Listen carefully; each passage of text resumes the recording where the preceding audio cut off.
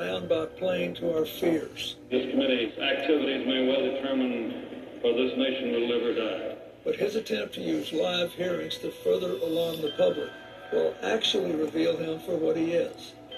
Not the savior of America, but the extremist in our midst. I am very happy to have this circus ended so that we can get back to the work of digging out communism, corruption, treason in government. For the first time, the American people can see Joe McCarthy. That is McCarthyism. No, that's an awful. And they find out very quickly that he is a bully, that he is crude and rude and loud and rowdy, and he browbeats the witnesses. And people are watching him in their living rooms and becoming disgusted by his personal conduct. So the climactic moment of the hearings comes when McCarthy says that Joe Welch, who is the lawyer for the Army, has on his staff a disloyal American. And Joseph Welch decides at that moment that it is time to stop McCarthy. And so he says to McCarthy, "Let us not assassinate this lad further than the truth. What you have done enough. Have you no sense of decency, sir? At long last, have you left no sense of decency?" It was a moment when all the air finally went out of the balloon of Joe McCarthy. Because, of course, what was totally lacking in McCarthy's life and his personality was a sense of decency. He had lost his power, his ability to cast a spell over the American public.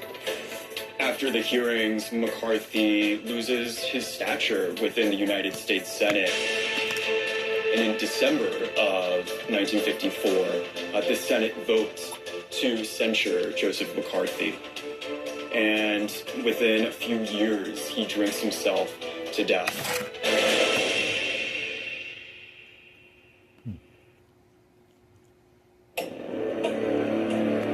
The story of McCarthy is that while he was ultimately censured, it took a very long time for Eisenhower to take those steps to rein him in.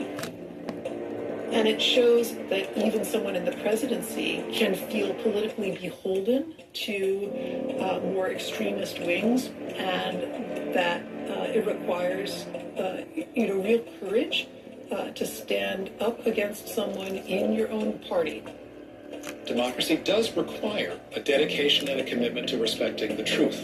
And that's something that McCarthy failed completely to respect, and which, if we get away from that, we really stand the chance of losing our democracy altogether. Extremism has always been a part of the American political and cultural fabric since our founding. This is who we are, but it's also something that we need to fight and to be vigilant about. Extremism is the effort to undermine democratic institutions. It's an effort to shatter the covenant, the idea that we are becoming a more perfect union. And extremists twist and distort that dream, that vision, that hope, and turn it into something that goes against the very notion of what it means to be an American. And the presidency can either be the biggest obstacle in that course, or it can serve as the greatest defender and advocate.